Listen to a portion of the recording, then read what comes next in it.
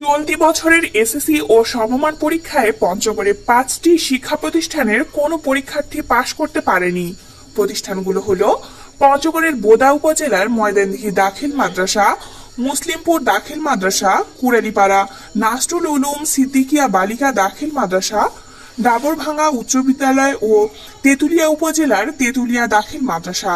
জানা গেছে, ময়দানদিঘি দাখিল মাদ্রাসা থেকে 24 জন, মুসলিমপুর দাখিল মাদ্রাসা থেকে 10 জন, কুড়ালীপাড়া নাসরুল উলুম সিদ্দিকিয়া বালিকা দাখিল মাদ্রাসা থেকে 4 জনের মধ্যে 3 জন, ডাবরভাঙ্গা উচ্চ বিদ্যালয় থেকে 10 জন এবং তেঁতুলিয়া দাখিল মাদ্রাসা থেকে 16 জনের মধ্যে 8 জন পরীক্ষায় অংশ নেন।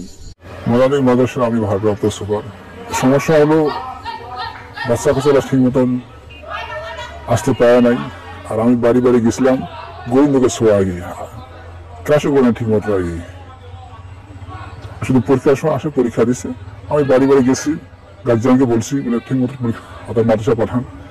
যাওয়া আসা করি, তো এনাদের স্কুল ধরেন 10টায় শুরু হওয়ার কথা ক্লাস, তো 10টায় মনে হয় যে কোনো শিক্ষকই মনে হয় যে পাওয়া যাবে না। তো আসে ধরেন যে ওদের ক্লাস শুরু হওয়ার কথা 10টায়, তো আসে 10:30, 11টা 12টা পর্যন্ত অনেকে দেখি আমি রাস্তায়। তারপরে 2টা বাজার পরে দেখা যায় যে অনেকেরই যাওয়া শুরু হয়। আপনার 3টা বাজলে 3:30 বাজলে কাউকে পাওয়া যায় না, যেখানে 4টা পর্যন্ত ক্লাস চলার কথা। এখানে শিক্ষার মান একেবারেই নাজুক অবস্থা। লেখাপড়া হইলে বাচ্চা তো পাস। আমাদের ডাবরভাঙ্গা উচ্চ বিদ্যালয়ে একটি ছাত্র পাস করতে পারে নাই। এই মাস্টার গুলা এরা কি করে এখানে? ওরা কি এখানে আপনার পড়াশোনা করায় নাকি ফিল্ডিং মারে বেড়ায়? আমি এটা জানতে চাই। আমার খুব দুঃখ, আজকে আমি লজ্জিত।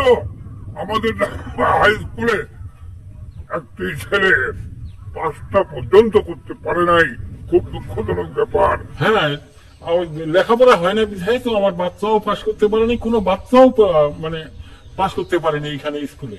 এই যে প্রতি মাসে সরকার 17-18 লক্ষ টাকা দিচ্ছে, কেন দিচ্ছে? একটা লেখাপড়া হয় না, আর এমনি সরকার টাকা দিচ্ছে, টাকা খাইতে ঘুমায় চলে যাচ্ছে, কোনো লেখাপড়া হয় না। বিষয় হলো কি, এখানে লেখাপড়া আমাদের শতভাগ ফেল করেছে, 10 জন পরীক্ষার্থী ছিল, 10 জন অকৃতকার্য হয়েছে।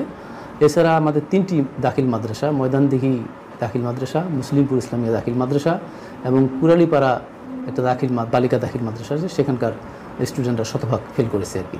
তো আমরা এই বিষয়টির তথ্য উদ্ঘাটন করব। এই মুহূর্তে তথ্য সংগ্রহ করে আমরা তাদের সঙ্গে যোগাযোগ করে দেবো যে বিষয়টি আসলে কী কারণে শিক্ষার্থীরা ফেল করলো।